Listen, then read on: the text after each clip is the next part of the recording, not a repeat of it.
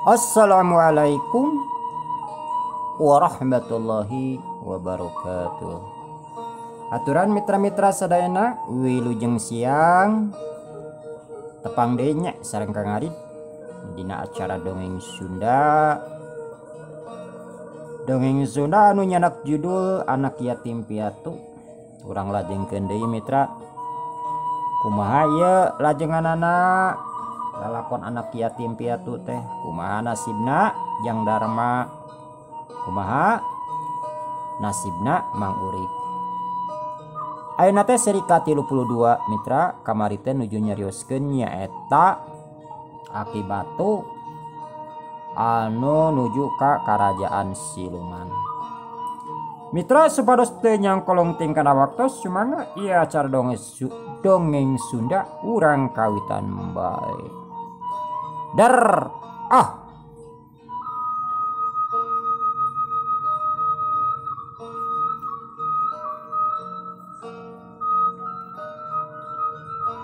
maksudna mah rek dideheus karajana nyaeta ka Prabu Batugeni.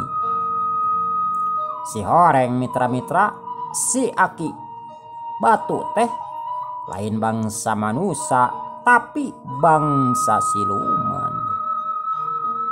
Paingan manehna mung diburuhan jeung paingan manehna teu hayangeun diburuhan. Jeung manehna pan ngarasa atoh yen Mang Urik jeung Mang Kohok atoheun Mang Urik jeung Mang Kohok bisa ngahiji jeung manehanana. Ari Aki Batu teh anu diutus ku rajana pikeun neangan mangsa keur balad di nagarana nyaeta di nagara Siluman. Pan ngahaja-haja cenah eueuh wae nu datang ka dinya mah nya kapaksa. Lamun di bangsa urang mah pangintennya mitra-mitra nganggo iklan atanapi nganggo sales marketing janten dipilarian nasabah teh.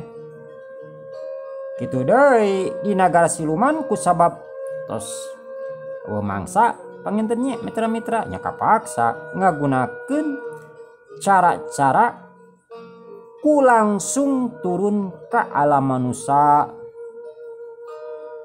Ari namina bangsa Siluman makan rek ganti rupa ganti wujud ke pan gampang pisan. Ari pangkatna Aki Batu nyaeta hiji senopati anu boga ngaran Senopati Tapak Batu. Jadi salilaya anu dipercaya ku raja nyaeta Aki Batu. Jeung dina pangartina di antara para senopati nu sejen Aki Batu mah kaitung aya leuwihna. Harita Aki Batu geus robah wujud jadi bangsa siluman awakna jangkung badag bangetna anu bosongot pikasieun katingali huntu jeung sihungna nerol. Kuku leungeunna meuni pararanjang angos pikasieun. Ai kaluhurna make mahkota nyaeta mahkota kerajaan. Mun urang mah pangkat. Jadi kaluhurna make pangkat senopati.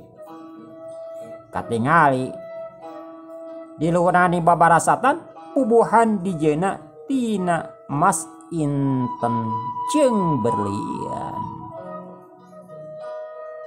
Anu saterusna awak Aki Batu ngablesat ka awang-awang nyaeta nuju ka nagara Siluman anu aya di Gunung Batu. Awakna kumalayang di Mega Malang bari panonna seukeut nuju ka hareup. Talila Aki Batu geus nepi deui ka tapal wates nagara. harita lawang gerbang anu rek asup ka karaton atau rek asup ka nagara dijaga ku 2 gulang-gulang. Eta gulang-gulang meni jarangkung badag sarua we jangkung badag nama jeung Aki Batu. Tapi serem jeung pikasieunana nya pikasieun Aki Batu. Eta gulang-gulang nyekel tumbak dina cangkengna nyolegreng ku pedang. Ari dina leungeun kencana nyekel tameng. Baranggok Aki Batu kadinya cedok. Eta gulang-gulang nyambah bangun anu ajrih pisan, bangun anu sieun pisan. Gusti Senapati, kaula pun gulang-gulang panjenengan semapang abang tos nun kapanjenan Gusti Senapati. Kitu cek gulang-gulang. Oh, diterima gulang-gulang. Diterima ku kaula. Kumaha kaya di negara aman? Apa masalah? Kitu cek Aki Batu. Sandika Gusti. Dina dangat aya nama aman sentosa. Teka kirangan sawios-wios. Ngong ayeuna teh. Anu lengkap padi anu munjung muja. Bagi dia teh Gusti, bagi saat, bagi garing. Kuncen perwakilan ti Gusti Prabu. Bikin kayana tos sababaraha taun nun. Teu aya ka dieu. Jigana mah nuju sararapi. Oh, ya teu naon gulang-gulang. Kesa kedeng deui kaula bakal mawa mangsa ka dieu. Yang kumaha? Ari Gusti Prabu nuju aya di karaton. Kitu cek Aki Batu deui. Sandika Gusti. Kalasan Gusti Prabu nuju aya nun di karaton. Malahan mah Gusti Pati. Gusti Pati kayak nuju aya. Dari kerentas di orang karaton manun. Nyata nuju ngabahas perekonomian anu semakin dia semakin melemah. Natame ayeuna teh putrana Gusti Prabu nuju getreng nun. Getreng kuah gulang-gulang make jeung getreng sok jajahanan. Sandika Gusti getreng. Putrana nu pangagegna ayeuna gaduh partai. Anu kadua ge gaduh partai. Ayeuna teh pasae-sae partai nun. Nanging Gusti Prabu tacan tiasa nangtoskeun. Margi kalarasan ayeuna teh Gusti Prabu nuju kabingungan kedah milih nu mana. Kitu cek gulang-gulang. Atuh si Aki Batu rada ngahuleng. Sabab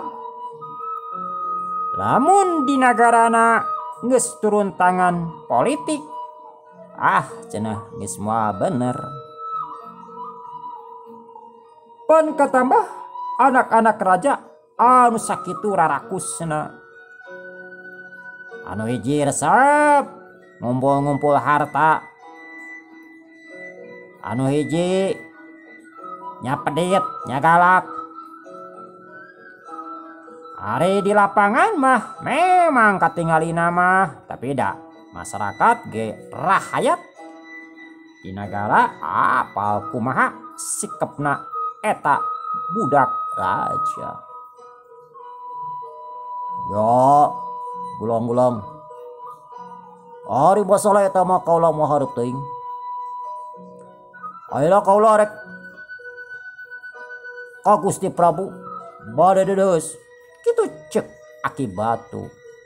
Atuh anu saterusna Aki Batu terus nuju ka karaton. Delila srog Aki Batu nepi ka karaton. Kasampak Prabu Batu Geni jeung Patih Batu Kilat keur araya di karaton.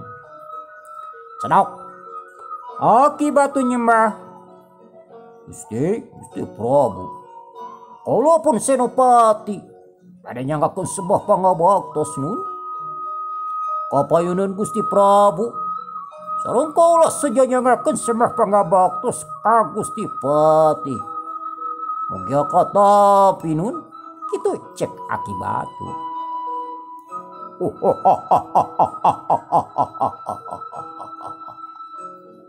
Ditarima Paman Senopati. Dan bagja Paman. Bagja kaula sebut tepanggih jeung Paman Senopati. Kitu cek Prabu Batu Geni. Sandika Gusti Prabu hatur nuhun. Gusti, kaula sejadi deus kapayunan Gusti Prabu. Daya kasanes kaula nun. Hiji saja laporan. Wirena kaula tos kenging dua mangsa. Anu ngaranna si Kurik sareng si Kohok. Eta dua manusia nyuhunkeun tulung ka kaula nu. Nyaeta pikeun maehan musuhna anu ngaranna si Darma jeung si Wahdi. Donging kaula ngarasa taat. Kaula ngarasa taat Gusti Prabu. Kaula eta manusia anu ngaranna si Darma parantos dikirim guna-guna teluh santet. Nanging estuning dugikeun kaena masih keneh hirup nun. Terus kaula kantos ngutus si Kalapeteng pikeun maehan anu ngaranna si Wahdi. Tapi si Kalapeteng sareng balad dua diana teu mampu nun kanggo mateni si Wahdi. Oh kitu Gusti maksud kaula. Adieu teu aya kasanes bari nyuhunkeun tulung. Kumaha carana supaya kaula tiasa mateni eta dua bangsa manusia musuhna si Kurik nun. Kitu cek Aki Batu. Kituna teh Aki Batu bari tungkul. Teu waneun tanggah kana beungeut Prabu Batu Geni. Atuh Prabu Batu Geni rada ngahuleng. Cek pamikir Prabu Batu Geni pasti anu ngaranna si Wahdi jeung si Darma lain jalma biasa. Ari ngaranna Senopati geus teu bisa ngalehkeun mah lain deui caritana. Kasup si Kalapeteng pan sarua teu mampu keur ngala nyawa Matikpati ngaranna si Wahdi. Jelas keur bangsa siluman mah geus bisa ngukur lamun ti pasukanana komo satingkat Senopati geus teu mampu eta musuh anu disinghareupaneun atawa nu disinghareupan lain jore-jore dina tingkat pangartina. Pan biasana mah keur ngalawanan otek-otek kitu mah bangsa manusia prajurit ge paling luhur ku gulang-gulang geus cukup. Tapi ieu mah teu kerel-kerel. Pok Prabu Batugeni nyarita, "Wah, Paman Senopati, amun kieu carana kapaksa kaula anu kudu turun langsung Paman. Sabab ieu musuh si kurit kasup jalma anu gagah sakti mandraguna. Wah, bisa dianggap remeh Paman."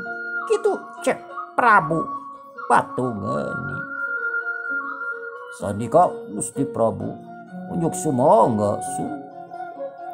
Sapamina kitu kaula seja ngiringan nanging bade kumaha carana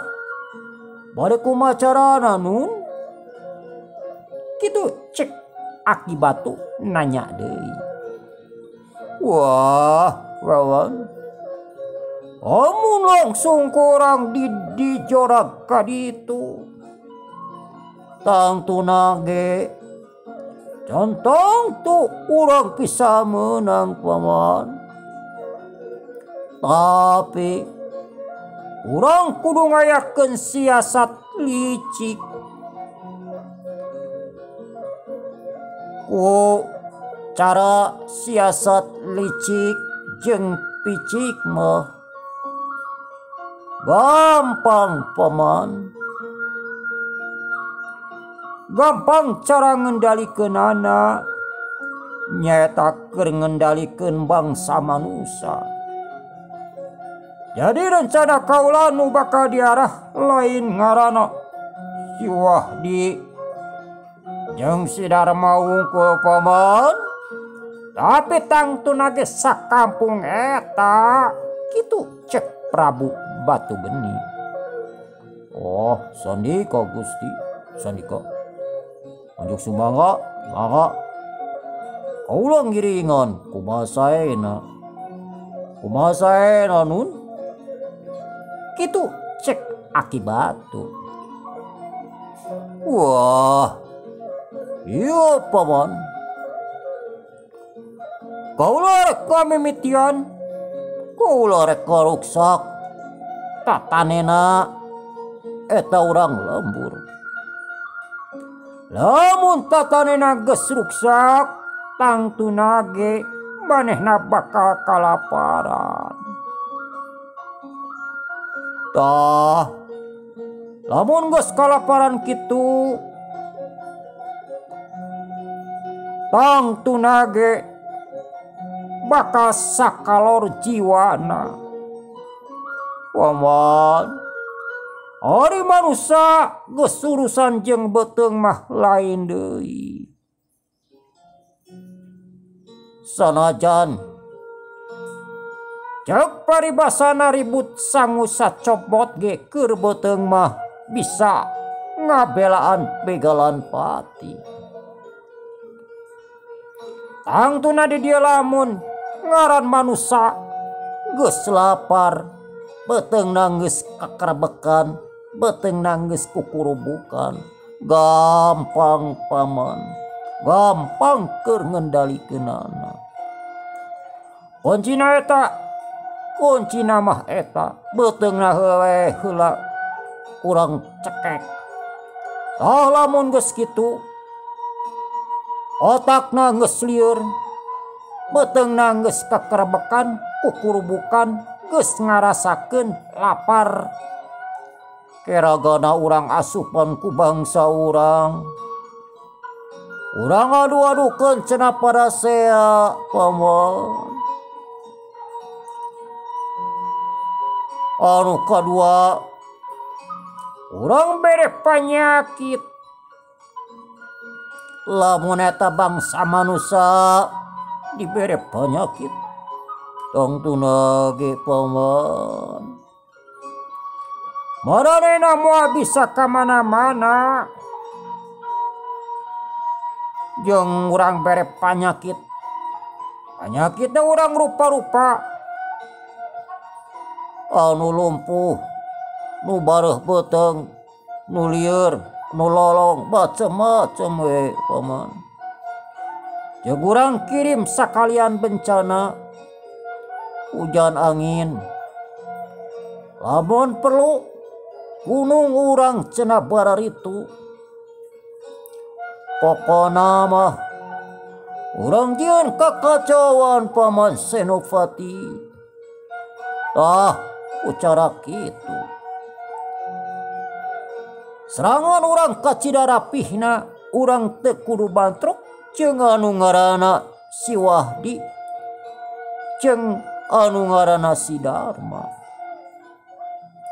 Jeung tang tunage paman, maranena moal boga rasa curiga yen anu nyieun masalah teh urang-urang. Tah kitu paman, kitu cek Prabu Batugeni. Abong siluman mitra-mitra, loba cara keur ngusrukeun bangsa manusia. Loba cara keur ngancurkeun bangsa manusia. Paengan di dieu urang kudu leuwih nguatkeun kaimanan jeung kayakinan kanu Maha Kawasa. Sabab pengaruh naon bae oge, lamun urang muntang kana kayakinan, yakin yen hirup urang teh aya anu bogana. Yakinkeun heula we yen hirup urang teh aya nu bogana, aya nu ngatur, aya nu ngarizkian pasti. Ku kayakinan eta naon anu dipilampah ku urang salaku manusia tang tunage, insya Allah bakal aya dina pitulungna nu Maha Kawasa. Sodi ka Gusti Prabu giringan sae pisan nun. Sae pisan unjuk sumanga sapamitos kieu mah kaula ngarasakeun bunga, kaula ngarasakeun atoh, maka bade iraha dikawitan. Kitu cek Akibatu. Wah paman, moal dingke pagetokeun. Ayeuna ge ku kaula akal dilakukeun. Bakal dilakukeun ku kaula paman. Kitu cek Prabu Batugeni. Sandika Gusti, sapamitos kitu mah kaula seja pamit. Margi itu si Kurik jeung si Kohok gilingan tosanun. Margi janji kaula mung 4 dinten. Kitu cek Akibatu. Wah paman, ya sok lamun rek mulang heula ka alam manusia. Pamat sing hati-hati paman jeung iatna. Kudu apik nyangan mangsa ulah anu matak ngilakakeun ka urang. Kitu cek Prabu Batugeni. Anu saterusna Akibatu cenok nyembah. Anu saterusna indit ti hareupeun Prabu Batugeni jeung ti Patih Batukilat.